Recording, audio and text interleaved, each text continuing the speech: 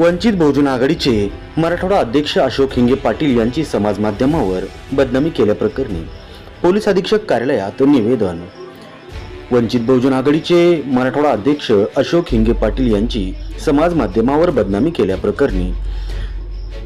वंचित बहुजन आघाडीकडून पोलीस अधीक्षक कार्यालयात निवेदन दिनांक 15 एप्रिल 2024 रोजी सकाळी 10:30 वाजल्याच्या दरम्यान देण्यात आले।